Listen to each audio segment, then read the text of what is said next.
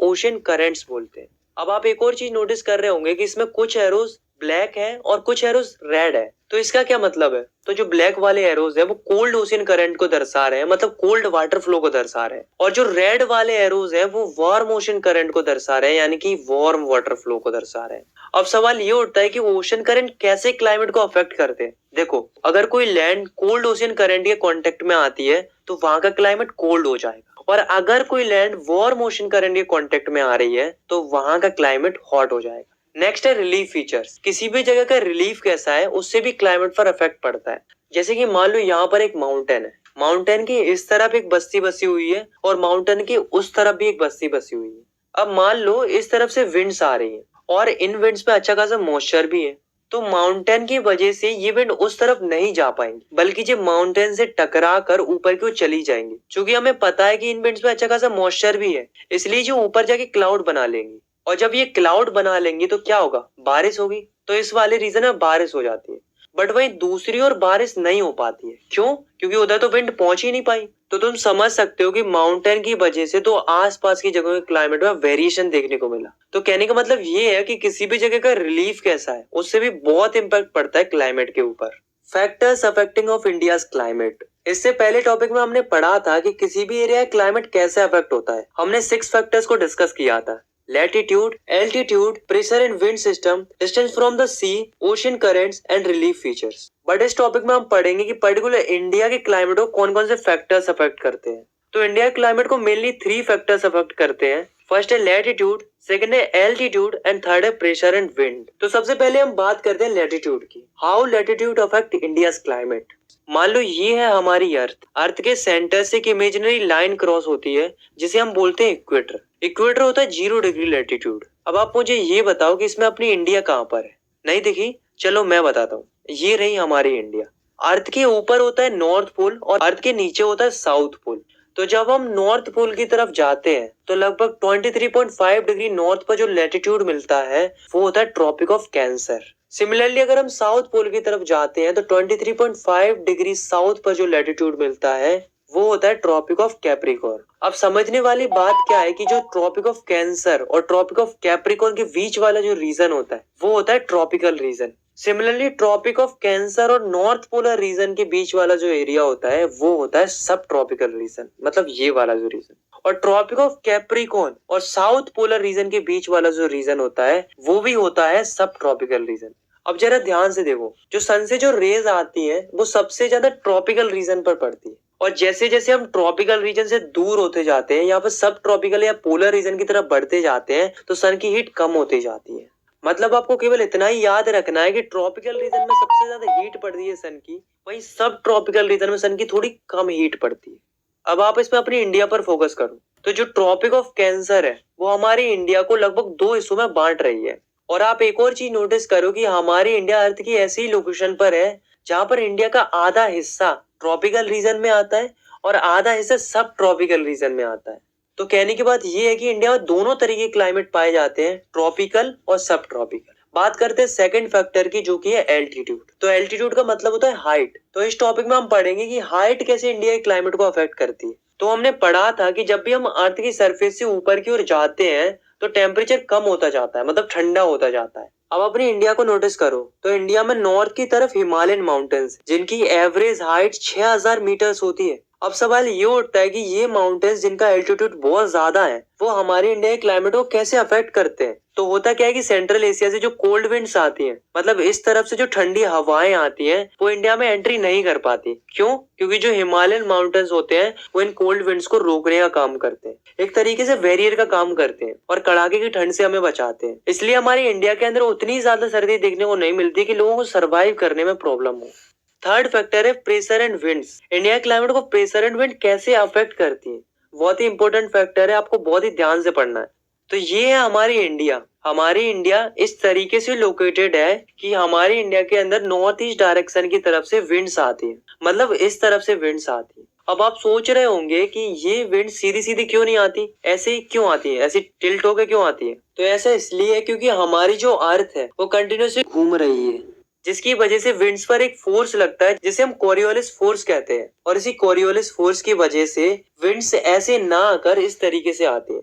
ये जो विंड्स होती है इनके अंदर बहुत ही कम मॉइस्चर होता है। ऐसा क्यों? ऐसा इसलिए होता है क्योंकि ये विंड्स नॉर्मल लैंड के ऊपर से आ रही है, मतलब जमीन के ऊपर से आ रही है। और हमको पता है कि हवा अगर जमीन के ऊपर से आती है तो उनके अंदर मॉइस्चर ना के बराबर रहता है। मॉइस्चर उन्हीं विंड्स के अंदर होता है जो विंड्स ओशन के ऊपर से आती है, पर ये विंड्स तो लैंड के ऊपर से आ रही है, इसलिए इनके अंदर तो मॉइस्चर होगा ही नहीं। और अगर मॉइस्चर नहीं होगा तो स्वाभाविक सी बात है कि इन विंड्स की वजह से बरसात भी नहीं होगी। पर ऐसा होता है क्या? हमारे इंडिया के अंदर तो खूब बरसात होती है, तो ऐसा क्यों होता है? चलिए देखते हैं।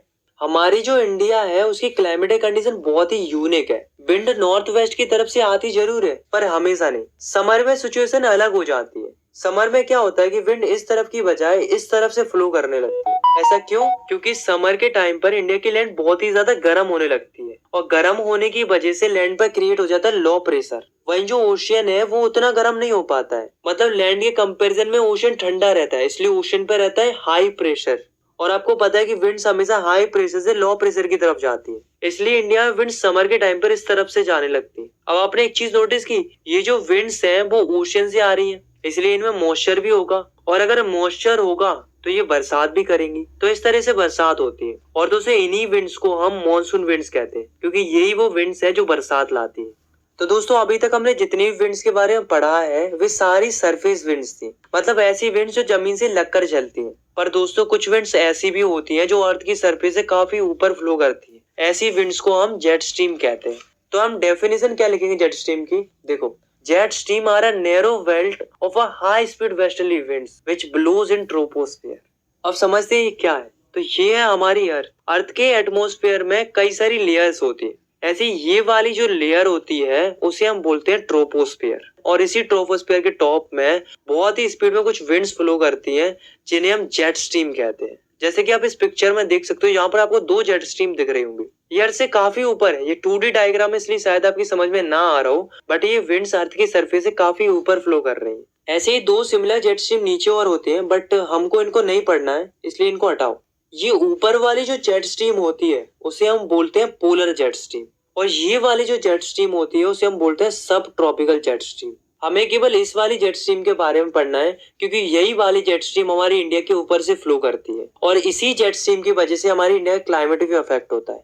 विंटर के टाइम पर ये जेट स्ट्रीम हिमालयन माउंटेन के साउथ की तरफ रहती है, और जैसे ही समर सीजन आता है तो ये जेट स्ट्रीम हिमालय के नॉर्थ की तरफ शिफ्ट हो जाती है।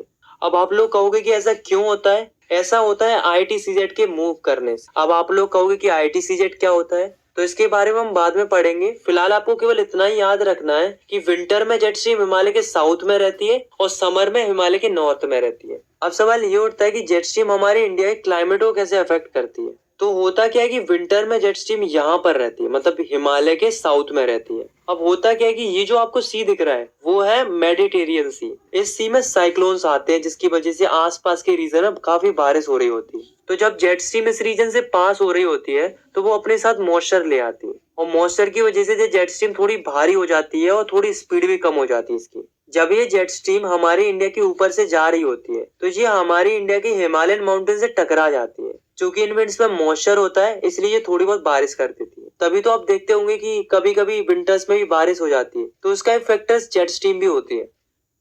You can skip this video if you don't want to invest. You can skip this video if you don't care about your future.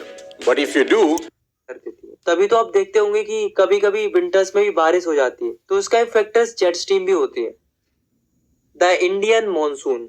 तो दोस्तों अब हम अपने इंडिया के क्लाइमेट के बारे में पढ़ने जा रहे हैं। आपको अभी तक पता तो चल ही गया होगा कि इंडिया का क्लाइमेट कैसा है, और अगर नहीं चला है तो मैं आपको बता देता हूँ। इंडिया का क्लाइमेट है मॉनसून। अब आप लोग कहोगे क्या होता है monsoon? The seasonal reversal of winds during a year is known as monsoon. अब आप अपनी इंडिया को देखो, मैंने आपको इंडिया का विंड सिस्टम बताया था। सर्दियों में विंड इस तरफ से फ्लो करती है, और वही समर में ये सिस्टम रिवर्स हो जाता है, विंड्स इस तरफ से फ्लो करने लगती है, और इन्हीं विंड्स की वजह से बरसात होती है। तो ये जो फिनोमेना होता है उसे हम मॉनसून कहते हैं। अब आप इस अर्थ को देखो, तो ये वाला जो रीजन होता है वो होता है ट्रॉपिकल रीजन। ये मैं तुम्हें पहले ही बताया था। तो ट्रॉपिकल रीजन में मॉनसून एक्सपीरियंस किया जाता है, मतलब इस ट्रॉपिकल रीजन में मॉनसून एक्सपीरियंस होता है। Now we talk about mechanism of monsoon. Monsoon का मैकेनिज्म 5 फैक्टर्स पर डिपेंड करता है। ये रहे वो 5 फैक्टर्स। चलिए इनको एक एक करके डिस्कस करते हैं। तो फर्स्ट फैक्टर है the differential heating and cooling of land and water. कि लैंड बहुत ही जल्दी गर्म हो जाती है और ठंडी भी हो जाती है, वहीं जो ओशियन होता है वो लेट गर्म होता है और लेट ठंडा भी होता है, इसलिए गर्मियों में लैंड पर हो जाता है लो प्रेशर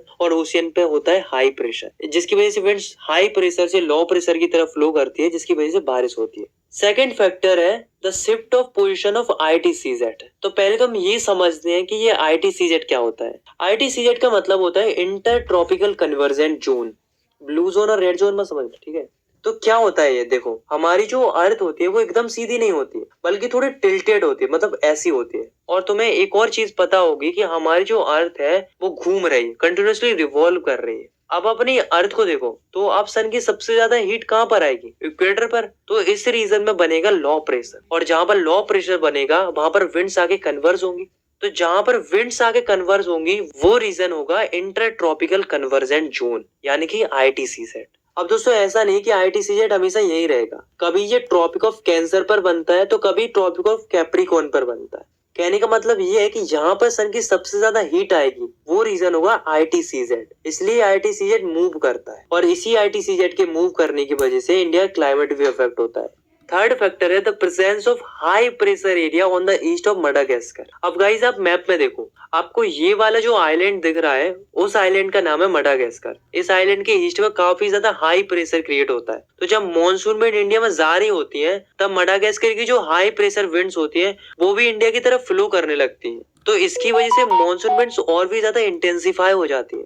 फोर्थ फैक्टर है हीटिंग ऑफ टिबेटन प्लेट्यू। अब आप इस मैप में देखो, ये वाला जो हाईलाइटेड पोर्शन है वो टिबेटन प्लेट्यू है। तो होता है कि समर में ये प्लेट्यू बहुत ही ज्यादा गर्म हो जाता है, जिसकी वजह से यहाँ पर क्रिएट होता है लो प्रेशर, और लो प्रेशर के कारण जो मॉनसून विंड्स होती हैं वो और भी ज्यादा अट्रैक्ट हो जाती है इसकी तरफ। फिफ्थ फैक्टर है मूवमेंट ऑफ जेट स्ट्रीम। देखो मैंने आपको बताया था कि विंटर्स में जेट स्ट्रीम हिमालय के साउथ में रहती है, और जब समर सीजन आता है तभी जेट स्ट्रीम हिमालय के नॉर्थ में चली जाती है। इससे फायदा क्या होता है कि जो मॉनसून विंड्स होती है उन्हें स्पेस मिल जाता है और वे आसानी से इंडिया पहुंच जाती है और बारिश करती है। तो ये सारे फैक्टर्स जो मैंने आपको बताए हैं, इन्हीं फैक्टर्स की वजह से इंडिया में मॉनसून विंड्स आ पाती है और तब जाके इंडिया में बारिश होती है। इस टॉपिक से रिलेटेड आपको एक और कंसेप्ट समझना है, तो इसके लिए आप इस मैप में देख दो। यहाँ पर जो ओशियन है वो है इंडियन ओशियन, और यहाँ पर जो ओशियन है वो है पैसिफिक ओशियन। अब देखो होता क्या है, tropical eastern south Pacific ocean में जनरली हाई प्रेशर रहता है, मतलब यहाँ पर, और वहीं ट्रॉपिकल ईस्टर्न इंडियन ओशियन में यानी कि यहाँ पर रहता है लो प्रेशर। इसलिए जो विंड्स होती हैं वो यहाँ से इस तरफ को जाती है। बट कुछ सालों में ऐसा देखने को मिलता है कि पैसिफिक ओशियन में हो जाता है लो प्रेशर और इंडियन ओशियन में हो जाता है हाई प्रेशर, इसलिए अब विंड्स यहाँ से यहाँ की तरफ जाने लगती है। तो ये जो चेंजेस आते हैं प्रेशर कंडीशन के अंदर, इसी को हम सदर्न ऑसिलेशन बोलते हैं, और इसी की वजह से हमारे इंडिया का क्लाइमेट भी अफेक्ट होता है। ऐसा देखा गया है कि जब भी विंड्स इस तरफ से इस तरफ फ्लो करती हैं तो मॉनसून स्ट्रांग रहता है, मतलब इंडिया में काफी अच्छी बारिश होती है, और वहीं अगर विंड्स इस तरफ से इस तरफ फ्लो करती है तो मॉनसून वीक रहता है, मतलब इंडिया में बहुत कम बरसात होती है। सदर्न ऑसिलेशन से रिलेटेड एक और कंसेप्ट है जो कि है एल नीनो। तो जब नॉर्मल सिचुएशन रहती है, मतलब यहाँ पर रहता है लो प्रेशर और यहाँ पर रहता है हाई प्रेशर, तो ओशियन करंट ऐसे फ्लो करता है। इस करंट को हम पेरुवियन करंट कहते हैं, और ये जो करंट है वो एंटार्क्टिका से आ रहा है, इसलिए ये ठंडा रहता है। बट जब प्रेशर चेंज होता है, यहाँ पर हो जाता है लो प्रेशर और यहाँ पर हो जाता है हाई प्रेशर, तब करंट इस तरफ से इस तरफ फ्लो करने लगता है। ये जो करंट है वो इक्वेटर से आ रहा होता है, इसलिए ये गर्म रहता है। तो ये जो कोस्ट है Peruvian coast, warm ocean current के कारण यहाँ का टेम्परेचर भी गर्म हो जाता है। ये फेनोमेना क्रिसमस के अराउंड होता है, इसलिए इसको एल नीनो कहते हैं। The onset and withdrawal of monsoon. इस टॉपिक में हम मॉनसून के आने से लेकर जाने तक की पूरी प्रोसेस को डिस्कस करेंगे। तो इंडिया में मॉनसून अर्ली जून से शुरू होकर लेट ऑफ सितंबर तक रहता है, यानी कि लगभग 100 से 120 दिन तक रहता है। जब मॉनसून आ ही रहा होता है तब इंडिया में थोड़ी थोड़ी बारिश होती है, और जैसे ही मॉनसून इंडिया में आ जाता है तो अचानक से बहुत तेज बारिश होने लगती है, और ये बारिश कॉन्स्टेंटली होती है छोटे छोटे ब्रेक्स में। इसको हम बस्टिंग ऑफ मॉनसून कहते हैं। तो चलिए अब हम देखते हैं कि मॉनसून इंडिया में कैसे एंट्री करता है। तो आपको बस इस मैप में देखना है। तो दोस्तों होता क्या है कि ये जो मॉनसून विंड्स होती हैं वे सबसे पहले इंडिया के पेनिनसुला के सदर्न टिप पर हिट करती है और केरला वाले रीजन में बारिश करती है।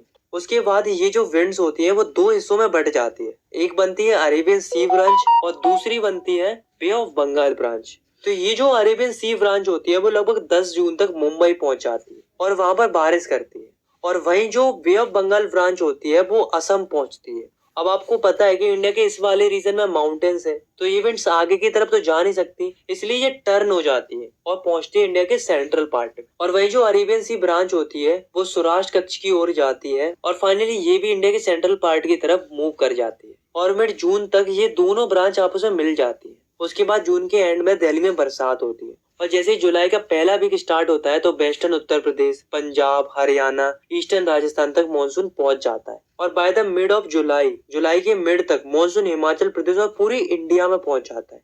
अब हम बात करते हैं विड्रॉल ऑफ मानसून की। मानसून इंडिया में आ तो गया, लेकिन अब जाएगा कैसे? बहुत ही सिंपल है, आपको जस्ट इस मैप में ही देखना है। तो सितंबर की शुरुआत में मानसून इंडिया के नॉर्थ वेस्टर्न स्टेट से जाना शुरू करता है, फिर उसके बाद अक्टूबर के मिड तक मानसून पूरे नॉर्थ इंडिया से चला जाता है और अर्ली दिसंबर तक तो पूरी इंडिया से ही मानसून गायब हो जाता है। द सीजन्स, हमारे इंडिया में 4 तरीके के मौसम देखने को मिलते हैं। पहला है कोल्ड वेदर सीजन यानी कि विंटर सीजन, दूसरा है हॉट वेदर सीजन यानी कि समर सीजन, और तीसरा है एडवांसिंग मानसून यानी कि रेनी सीजन, और चौथा है रिट्रेटिंग मानसून यानी ट्रांजिशन मानसून। तो सबसे पहले हम बात करते हैं कोल्ड वेदर सीजन की यानी कि विंटर सीजन की। तो इंडिया में विंटर मिड ऑफ नवंबर से स्टार्ट होता है और फरवरी के एंड तक इंडिया में रहता है। जनरली इंडिया में सबसे ज्यादा सर्दी दिसंबर और जनवरी के मंथ में पड़ती है। इनफैक्ट नॉर्थर्न इंडिया के सबसे कोल्डेस्ट मंथ दिसंबर और जनवरी माने जाते हैं। इंडिया के नॉर्थर्न पार्ट में फ्रॉस्ट देखने को मिलती है यानी कि ओस देखने को मिलती है, और वहीं हिमालय वाले रीजन में तो स्नोफॉल देखने को मिलती है। विंटर्स में भी एक बरसात होती है जिसे हम महावत कहते हैं। ये बरसात रबी क्रॉप्स के लिए काफी उपयोगी साबित होती है। Now we talk about hot weather season यानी कि summer season. Summer season India में मार्च से मई तक रहता है। इस सीजन में इंडिया के नॉर्थर्न पार्ट में बहुत ज्यादा गर्मी पड़ती है। इंडिया के नॉर्थ वेस्टर्न पार्ट में दिन के टाइम पर एक तरह की strong, gusty, hot and dry wind blow करती है जिसे हम लू कहते हैं। इसके साथ साथ डस्ट स्टॉर्म भी देखने को मिलते हैं। और जब समर सीजन का एंड आता है तो कभी कभी क्या होता है कि आंधी तूफान देखने को मिलते हैं, मूसलाधार बारिश देखने को मिलती है, ओले भी गिरते हैं कभी कभी। तो ये जो वेदर कंडीशन बनती है इस तरीके की, उसे वेस्ट बंगाल में काल बैसाखी बोला जाता है, क्योंकि ये बारिश किसानों के लिए नुकसानदायक साबित होती है। बट एक और तरीके की बारिश होती है जिसे प्री मानसून शावर बोलते हैं। मतलब मानसून आने से पहले जो बूंदाबांदी होती है या जो बौछार टाइप की आती है, उस टाइप की बारिश को प्री मानसून शावर बोलते हैं। ये बारिश आम की फसल के लिए अच्छी होती है, इसलिए इसको मैंगो शावर भी बोला जाता है। Now we talk about advancing monsoon या रेनी सीजन। तो रेनी सीजन अर्ली जून से शुरू होता है और इसके साथ ही पूरे इंडिया में बरसात होती है। ये बरसात छोटे छोटे ब्रेक्स में होती है। मतलब ऐसा नहीं होता कि बारिश एक बार चालू हो गई तो 2-3 महीने तक बंद ही नहीं हो रही। बारिश होती है लेकिन ब्रेक्स में होती है। एक और चीज आपको बतानी है कि जो ये मानसून आता है वो भले ही पूरे इंडिया के लिए आता है, बट पूरे इंडिया में एक जैसी बारिश नहीं होती। कहीं पर बहुत अच्छी बारिश हो जाती है तो कहीं पर बहुत ही कम बारिश देखने को मिलती है, जैसे कि राजस्थान एक एग्जाम्पल इस चीज का। और कभी कभी तो ऐसा भी होता है कि कहीं पर बहुत बारिश हो जाती है, इतनी बारिश हो जाती है कि बाढ़ आ जाती है, और कहीं तो इतनी कम बारिश होती है कि सूखा पड़ जाता है। रिट्रेटिंग ऑफ मानसून, ये तो मैं बता चुका हूँ कि सितंबर की स्टार्टिंग से मानसून रिट्रेट करना शुरू कर देता है और अक्टूबर की शुरुआत तक मानसून पूरी तरह से नॉर्थर्न प्लेन से चला जाता है। बट आपको इसके अलावा भी एक फिनोमेना पढ़ना है जो कि है अक्टूबर हीट का। तो क्या होती है ये अक्टूबर हीट? देखो, the condition of high temperature and humidity, the weather becomes oppressive during the day, this is commonly known as October heat. तो होता क्या है कि जब इंडिया से मानसून चला जाता है तब इसका एकदम क्लियर रहता है। क्योंकि तुम्हें पता है कि मानसून अभी अभी इंडिया से गया है, इसलिए जो लैंड होती है उसमें थोड़ा बहुत मॉइस्चर बकाया रह जाता है। तो जब सन की हीट लैंड पर पड़ती है तो जो लैंड का मॉइस्चर होता है वो इवापोरेट होना शुरू कर देता है, जिसके कारण ह्यूमिडिटी बढ़ती है। और इस ह्यूमिडिटी और हाई टेम्परेचर की वजह से जो भयानक गर्मी पड़ती है उसी को अक्टूबर हीट बोला गया है। Monsoon as a unifying bond, monsoon India को एकजुट करता है। मॉनसून के आने जाने की वजह से सीजन में चेंजेस होते हैं। Landscapes, animals and plants life, ये सभी मॉनसून के अराउंड ही रिवॉल्व करते हैं। लोगों की एग्रीकल्चर भी मॉनसून पर ही डिपेंड होती है। यहाँ तक कि लोगों की लिविंग्स और उनके फेस्टिवल भी मॉनसून से रिलेटेड होते हैं। इसलिए इंडिया के सारे लोग बेसब्री से मॉनसून के आने का इंतजार करते हैं। आई होप आपको ये वीडियो पसंद आई होगी। अगर आपको ये वीडियो पसंद आई तो